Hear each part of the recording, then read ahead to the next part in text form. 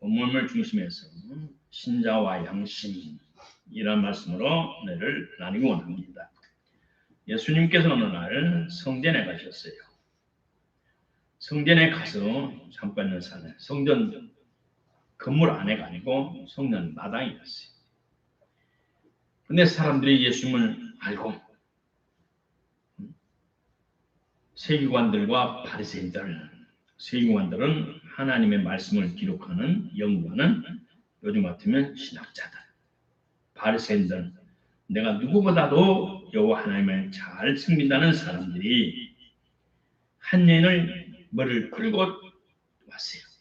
여러 사람이 달라들어서 여러 사람이 그러면 하는 말이 이 여자가 다른 남자와 간음하다가 그 현장에서 잡혔나이다. 그러면서 구약의 모세는 법률에 이러한 여자를 돌로 쳐 죽이라고 기록했고 우리에게 명령해서 지금까지 우리에게 전통으로 가르쳐 왔습니다. 그런데 당신은 소위 선생이라는 말하는 당신은 어떻게 우리에게 가르치겠습니까? 이 말은 예수님을 시험해서 고소할 조건을 찾으려고 하는 겁니다. 예수님이 구약대로 돌로 쳐 죽이라 하면 예수님이 지금까지 강조한 자비와 국률과 하나님 은혜는 헛것이고 그걸 풀어주라 하면 법을 지키지 않는 사람이에요. 전통적인 법을 지키지 않는 사람이에요. 그래서 진퇴양난으로 예수님을 걸어서 책을 잡으라는 사람들입니다. 그래서 예수님께서 그들을 바라보시다가 몸을 굽혀서 땅에 앉으셔서 땅에다가 손가락으로 글씨를 썼어요. 이 글씨는 무엇으로 썼는지 성경에 기록은 없어요. 그리고 말씀하시기를 땅에다 글을 쓰고 말하기를 너희 중에 죄 없는 사람이 먼저 돌을 들어 여자를 쳐 죽여라. 돌로 쳐라. 그리고 말씀하시고 혀를 그려서 다시 땅에다 글을 쓰고 시작하셨어요. 그자 그들이 예수님의 말씀을 듣고는 양심의 가책을 받아. 시작. 양심의 가책을 받아. 어른부터 시작하여 젊은이들까지 안악사가서 다 도망가버렸어. 그리고 그 많이 우르르 따라왔던 그 사람들이 다 사라져버리고 간음령에 잡혀왔던 여인 하나하고 여자와 예수님만 남았었어요. 이 말씀에서 우리가 오늘 말씀을 은혜를 받기 원하는 것은 신자의 양심. 오늘날의 사회는 양심이 사라진 사회라고 말합니다. 하루 이틀이 아니죠. 특별히 하나님의 부르심을 받아 구원받은 하나님의 자녀들까지 거룩하게 살아갈 책무를 잃어버리고 일부의 그 소수 신자들이 양심을 팔아버리고 살아가는 사람도 있다고 늘 말합니다. 사도 바울 선생님은 믿음의 아들인 디모데에게 보내는 두 번째 편지 디모데후서에서 말하기를 네가 이것을 알라. 말세에 고통하는 때가 옵니다. 환경의 고난도 있지만 고통하는 때, 고통은 마음의 통증을 말합니다. 마음의 아픔이 있을 때 옵니다. 사람들은 자기를 사랑하고 돈을 사랑하고 그래 돈을 사랑해 양심을 속이고 양심을 팔아버리고 양심을 뜨거운 인두로 지져버려서 양심이 기능을 못하게 한다. 자긍하고 교만하고 회방하고 부모를 거역하며 은혜를 받은 은혜에 감사치 않냐고 거룩하지 않냐며 사랑이 없고 원통을 풀지 않고 남을 고소하고 절제하지 못하고 싸납고 선한 것을 좋아하냐며 약속을 파기하고 친구를 팔며 냉정하고 신중하지 않고 조급하고 스스로 교만하며 쾌락을 사랑하기를 하나님 사랑보다 더하고 하나님을 잘 섬기는 모양은 있는 것 같으나 그 속은 하나님 말씀을 지키는 능력이 없으니 이와 같은 자들에서 내가 돌아서라. 누구예요? 소위 믿는다고 하는 사람들까지도 있는다 이 말이에요. 그래서 모든 사람들이 마음의 통증을 가지고 살아간다고 성경은 말하고 있어요. 양심이란 말은 단어는 기록은 구약 성경에 없어요. 오직 신약 시대에만 와서 하나님께서 사도 바울을 통해서 베드로를 통해서 우리에게 말씀해 주고 있습니다.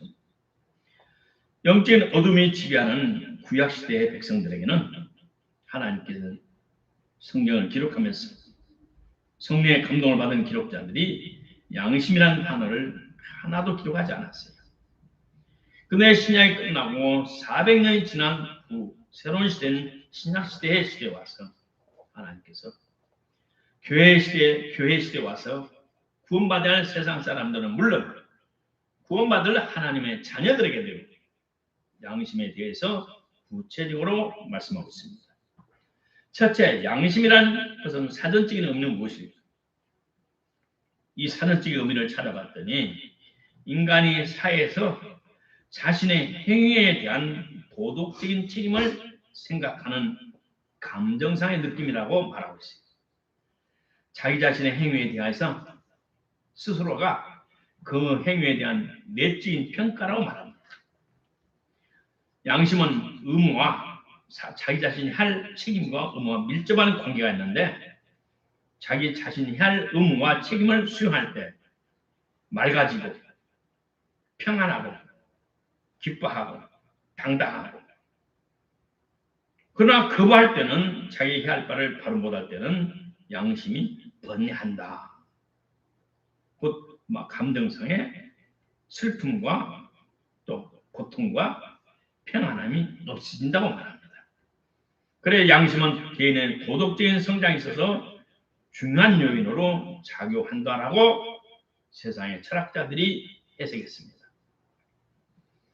두 번째, 성경이 가르치는 양심이 있어요. 우리 저와 여러분들이 올바로 인식할 성경이 가르치는 양심이 따로 있어요. 양심은 우리 사람의 본질인 영의 한 기능이에요. 모든 사람이 어머니의 태에 임신한 순간에 하나님께서 그 사람의 영혼에 하나님께서 심어둔 파송한 판사예요. 판사. 심판장이에요. 그래서 사람이 태어나서 출생 중에 성장 과정에는 어렸을 때는 양심이 선하고 착하게 작동하도록 했어요. 부모님께 순종하고 복종합니다. 그럼 어린이들의 마음이 편안하고 마음에 번뇌가 없이 성장합니다.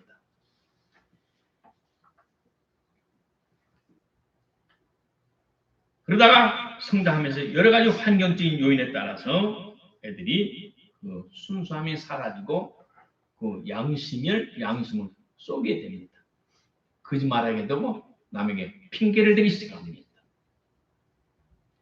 또 사람의 영은 종교성과 직관을 가지고 있어요. 영의 균형은 양심이 있고 종교성이 있고 직관이 있어요. 종교성이 있으므로 모든 사람들은 저 필리핀의 1m도 안 되는 피그미 족속이나 저 아프리카의 2m 평균 2m 하면은 1m 90이 되는 케냐의 마살족이나 어디든지 사람의 후손은 동서공의 모든 사람들은 신을 섬기는 본능이 있어요. 그 신의 대상이 뱀도 될 수 있고 하늘의 별도 될 수 있고 태양도 될 수 있고 큰 바위도 될 수 있고 모든 피조물이 그들의 신이 될 수도 있어요. 종교성이 있어요. 세 번째로는 직관이라고 했어요. 내가 뭐를 이해하고 배워서가 아니고 그냥 알아지는 게 있어요. 세상 사람은 애감이라고 말합니다. 육감이라고 말하고 영감이라고 말합니다. 그러나 많은 사람들은 성경학자들은 그것을 직관, 그냥 알아보는 것이라고 말하고 있어요. 또 양심은 여러 부류로 나누고 있어요. 내 부친이 내가 전도하면 내 할아버지가 100년 전, 50년 전, 100년 전, 200년 전 우리나라는 기독교가 없었는데 예수란 말, 구주란 말을 듣지 못하고 돌아가셨는데 그 우리 할아버지는 천국 갔을까 지옥 갔을까 물어봅니다. 그런 사람들이 있죠. 그에 대한 답이 로마서 2장 15절에 답이 있어요. 이런 이들은 그 양심이 증거가 돼요. 그 생각들이 서로 송사하고 혹은 변명하고 그 마음에 새겨진 법률에 따라 심판한다라고 말하고 있어요. 사람들이 태어날 때 그 속에 하나님께서 양심을 넣어줬어요. 그래서 그 양심을 우리 선조들은, 우리 조선의 선조들은 하늘이라고 그랬습니다. 이놈아, 하늘이 무섭지 않냐고 책망하고 젊은 애를 잘못하면 불러다가 권짝을 냈어요. 또 어떤 놈은 양심이 틀린 놈, 양심이 틀린 놈, 양심이 틀리면 틀려먹은 놈. 저는 양심이 있더니 틀려먹었어. 그리고 우리 어른들이 혼냈었어요. 하나님께서 우리에게 심어준 우리 인간의 영혼 속에 숨겨진 이 양심이 있어요. 사람의 죄를 지면 양심의 속에서 양심의 책망이나 죄책감이나 끄리낌이 생기죠. 당당함이 사라지고 평안함이 사라지고 근심이나 걱정이 돼요. 어머니가 하지 마라, 아버지가 하지 마라 했는데 그걸 몰래 했어요. 그 속에 두근두근 가슴이 뛰어요. 응? 두근두근 뛰어. 속은 두근두근 아빠가 불러요. 부르면 평소에는 그리고 바로 쫓아왔는데 죄를 짓고 나면 부르면 가슴이 퉁 뛰고 들켰는가? 내 죄가 들켰는가? 그러면서 멈기도 하고 주저합니다. 그리고 속에서는 죄를 지면 이래서는 안 돼. 이러면 안 돼. 속에서 브레이크를 걸고 제동을 걸고 속에서 느낌이 와요. 정상적인 사람은. 이런 경험들이 있었어요, 없었어요? 우리 사모님만 빼놓고는 다 있었을 거예요. 나는 어렸을 때 나도 그런 적이 있었어요. 배가 고파서 학교에서 오다가 모카밭에 들어가면 모카가 되기 전에 매는 것이 있어요. 이제 이렇게 얼마나 좀 커지면 이제 딱딱해지고 것이 좀 오래되면 여기서 확 펴나는데 이 딱딱한 것이 얼마나 달콤한 것이 맛있는지 몰라요. 학교에서 공부 끝나고 3시 끝나고 걸어서 10리 걸어오는데 중간에 길 옆에 도로 옆에 모카밭이 있어요. 모카밭 속에는 또 오이를 심어서 오이가 쫙 밑에 깔려 있어요. 그럼 발로 쭉 걸어가면서 그 줄에 오이 줄이 걸리면 내가 올려가지고 오이도 따먹고 모카도 따먹고 그러면서 따먹으면서 속에서 안 되는데 속에서 이러면 안 되는데 이러면 안 되는데 친구 따먹냐 등달아 따먹어요. 그러면서 돌아오면서 배고파서 참아야 되는데 우리 아버지가 할아버지가 있어서 살아면서 50년, 60년, 70년, 80년 살아면서 양심에 그리끼고 갇히게 되는 일을 안 했다 하면 안 할 사람이 거의 없어요. 그 양심의 갇히 죄가 되어 지옥에 간다는 것입니다. 죄를 지면 스스로 빛을 거부하고 스스로 어둠을 찾아서 갑니다. 오늘 예수님 앞에 나와 현장에 간음한 여자를 끌고 온 사람들 얼마나 나쁜 사람들이에요. 간음을 남자 혼자만 합니까? 그 남자도 끌고 와야죠. 그 남자 녀석 끌고 여자 같이 끌고 와서 이들을 어떻게 할까 그래야 되는데 만만한 여자만 끌고 와서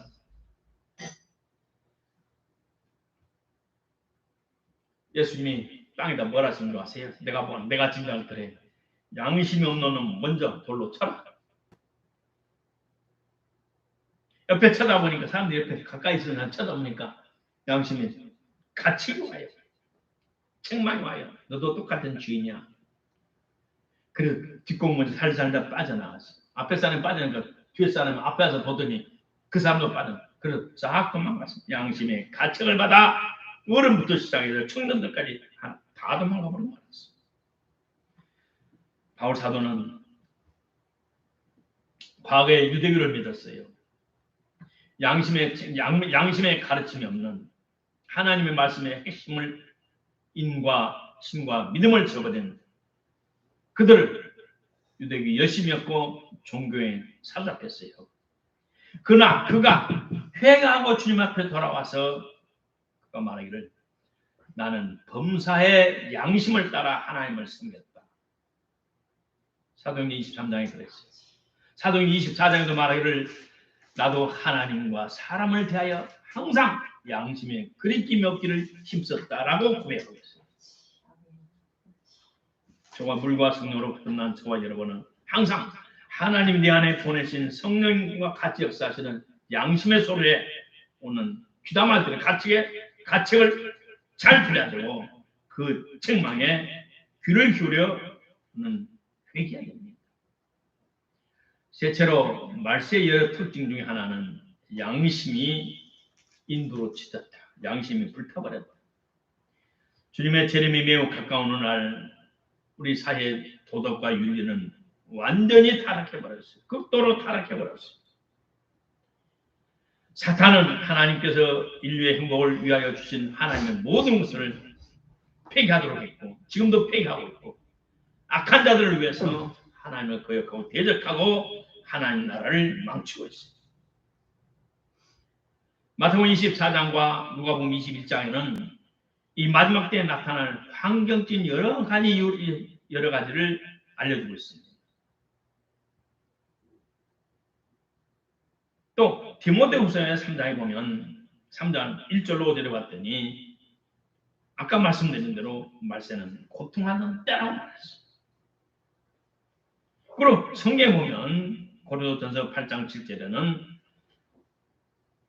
그들의 양심이 약해지고 더러워졌느니라고 말합니다.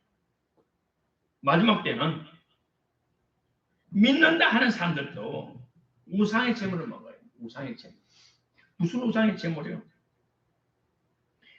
절 앞에 절하는 제물 아니에요. 탐욕을 가지고 살아가는 건 죄죠. 하나님의 주신 본분대로 살지 않고 온갖 탐욕을 먹고 살아가는 죄에 대한 열매를 먹고 살아가요. 그래서 양심이 약해지고 더러워졌다고 말을 하고 있어요. 고린도서 8장 또 12절에 말하기를 너희가 형제에게 죄를 지어 그 약한 양심을 사하게 하는 것이라. 그리스도의 죄를 짓는 것이다. 다시 말해 물과 성령을 거듭난 우리 먼저 믿는 사람들이 하나님 앞에서 바른 삶을 살지 못하게 합니다. 그러면 다른 형제들에게 마음을 상처를 주는 약한 양심을 상처나게 하는 것이라고 말을 하고 그것은 곧 주님께 죄를 짓는 것이라고 고린도전서 8장 12절에 말합니다. 다시 말해 우리 집사람들이 같이 일하다가 우리 목사님들이 같이 일하다가 엉뚱한 일을 해요. 뻔히 보이는 죄를 지어요. 그러면 그게 이제 새신자들이 그걸 보고 오메 목사님도 저러네? 오메 집사님도 저러네? 상처를 입는다 이거예요. 상처를 입는다. 응? 내가 옛날에 처지가 보는 데서 운전하고 하다가 내가 이렇게 했어요. 근데 오메 목사님도 저렇게 운전하네.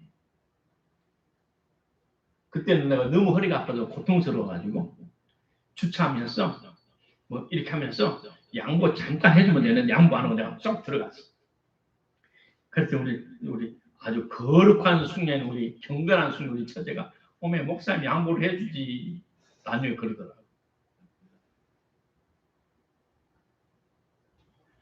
디모데전서는 경계의 목적은 순수한 마음과 한국 성경은 청결한 마음과 선한 양심과 거짓이 없는 믿음으로 나는 것이다. 베드로전서에 선한 양심을 가져라. 디모데전서에도 선한 착한 양심을 가져라. 그런데 후메네오와 알렉산더는 이 선한 양심을 착한 양심을 버렸다. 그들과 같이 어울리지 마라. 하나님 우리에게 본성적으로는 선한 양심, 물과 성은 거듭남 착한 양심 이것을 버린 사람들, 양심을 버린 사람들은 곧 믿음을 버린 사람이라고 말합니다. 초대교회 집사의 자격에 대해서 디모데 전후에서 여러 가지 나와요. 감독의 자격, 목사의 자격, 장로의 자격, 교회 집사님의 자격에 대해서 말해요. 깨끗한 양심에 믿음의 비밀을 가져라. 거듭난 사람, 깨끗한 양심 플러스 하나님 주신 믿음의 비밀. 믿음의 비밀이 뭐냐? 하나님과의 만남을 말해요. 성령의 체험을 말해요. 다시 말해 더럽고 악한 양심에게는 성령님의 역사가 없다는 거예요. 순수한 양심 속에 믿음의 신비를 간직한 자가 집사의 자격이란 말이에요. 디모데후서 1장에 말합니다. 청결한 양심. 초등학교 때부터 섬겨온 하나님께 감사한다. 청결하다 이 말은 순수하다, 깨끗하다, 더러움이 없다. 우리가 그런 양심의 속에 그런 양심을 우리는 유지해야 됩니다.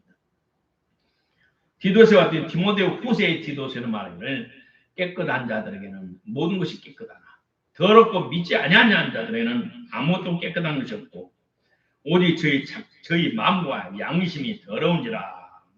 다시 말해 더러운 사람은 모든 것이 더럽다.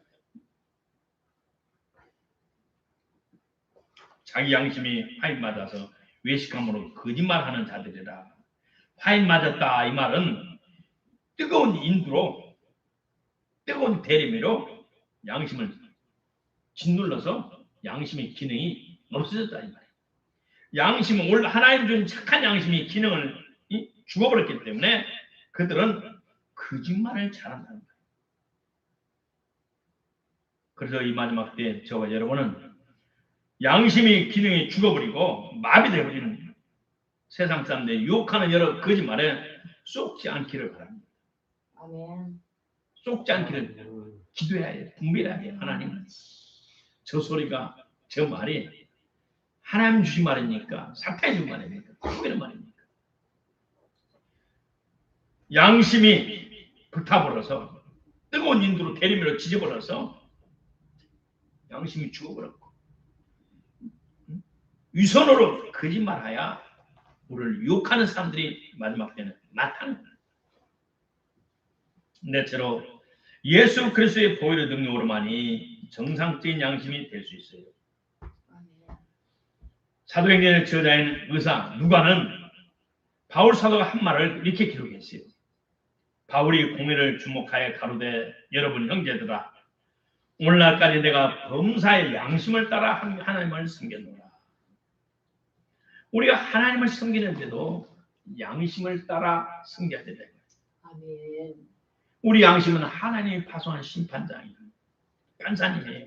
그래서 하나님의 길에 따라 살 때 우리 속에서는 우리에게 위로와 격려와 성령의 충만함과 강림과 은사가 임하는 거예요. 하나님의 위로도 있고요.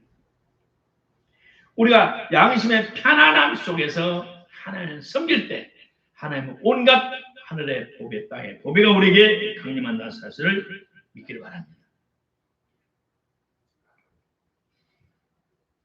구약의 제사와 제물로는 우리의 사람의 양심을 온전하게 할 수가 없다고 히브리서는 말하고 있어요. 히브리서 9장이 이렇게 말합니다. 이 장막은 현재까지의 비유니 이에 의자에 들은 애물과 제사가 섬기는 자로 하여금 그 양심으로 온전케 할 수 없나니 이런 것은 먹고 마시는 것과 여러 가지 씻는 것과 함께 육체 예법만 되어 개혁할 때까지 임시로 맡겨둔 것입니다. 구약에 있는 모든 것은 잠깐 끝까지 하나님의 때가 되어 계획할 때까지 임시로 맡겨둔 것이다. 그리스도께서 장래 좋은 일의 대제사장으로서 손으로 짓지 않은 이 창조에 속하지 않은 더 크고 온전한 장막으로 말미암아 염소와 송아지의 피로 아니하고 오직 자기의 피로 영원한 속죄를 이루사 단번에 성소에 들어가셨느니라.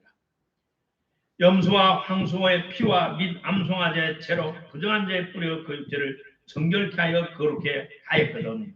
구약시대는 그렇게 했어요. 하물며 영원하신 성령으로 말미암아 흠없는 흠과 점과 티가 없는 자기를 하나님께 드린 그리스도의 피가 어찌 너희 양심으로 죽은 행실에서 깨끗하게 하고 살아계신 하나님을 숨기지 못하게 하겠느냐. 다시 말해 예수 그리스도의 시달리신 그 보혈의 공로로 말미암아 그 예수님을 그대로 믿고 마음에 신하고 회개하고 성령을 받은 사람들은 죽은 행실에서 깨끗하게 함을 받고 하나님을 올바로 섬길 수 있다는 것을 가르쳐주고 있습니다. 또한 히브리서 10장에는 또한 이렇게 말씀합니다. 또한 성령이 우리에게 증가하시되 주께서 가라사대 그날 후로는 저희와 세울 언약이 이것이라 하시고 내 법을 저희 마음에 두고 저희 생각에 기록하리라 하신 후에 또 저희 죄와 저희 불법을 내가 다시 기억치 아니하리라 하셨으니 이것을 사하였은즉 다시 죄를 위하여 제사 드릴 것이 없느니라.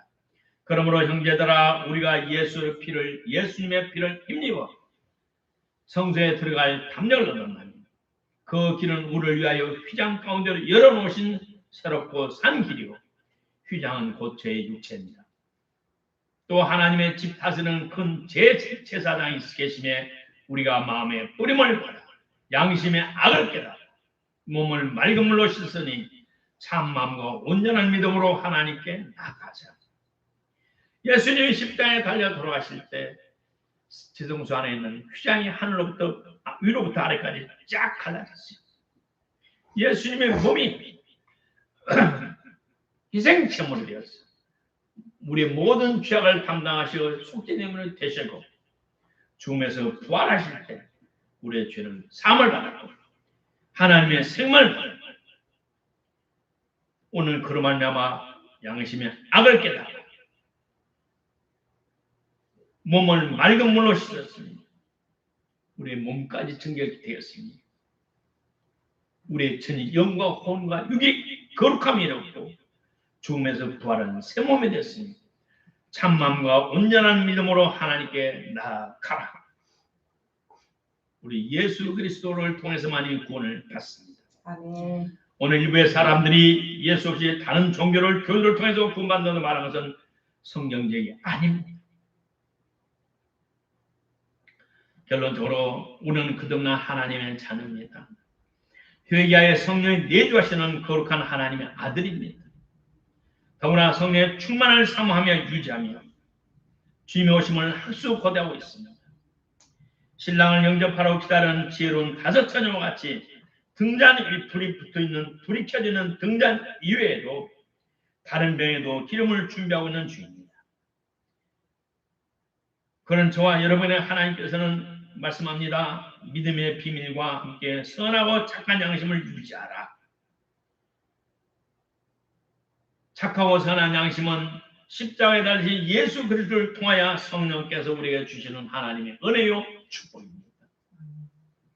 그러므로 순수하고 착하고 깨끗한 양심, 청결한 양심으로 주님 모심을 사모하는 저와 여러분들을 주의 이름으로 축복합니다. 기도하십시오. 고맙고 감사하신 아버지 하나님 은혜를 감사합니다. 오늘 또 주님께서 알려주시는 우리들의 심령 속에 있는 주님께서 회복시켜 주신 양심의 회복에 대해서 가르쳐 주심을 감사합니다. 오늘날 말세의 고통의 때가 이르렀고 사람들이 자기 이익과 유익을 위해서 양심을 팔고 양심을 쏠리며 또 우리 교회 안에서도 아버지 이단자들, 사이비들은 예수 외에 다른 권도 있다고 말합니다. 그러나 그런 거짓에 속지 않게 하여 주시고 주님 우리 원하시는 순수하고 착하고 깨끗한 양심으로 순수한 양심으로 믿음을 성장시키며 믿음을 활력화시키며 믿음의 비밀을 가지는 저희들 되게 하시고 우리 올바른 깨끗한 착하고 선한 양심 속에 성령이 임재한다는 사실을 깨달아 더더욱 성령께서 회복시켜주는 양심의 소리에 귀를 기울이며 양심의 가책과 끓임과 책망 속에 회개하는 저희들 되게 하옵소서. 예수님 이름으로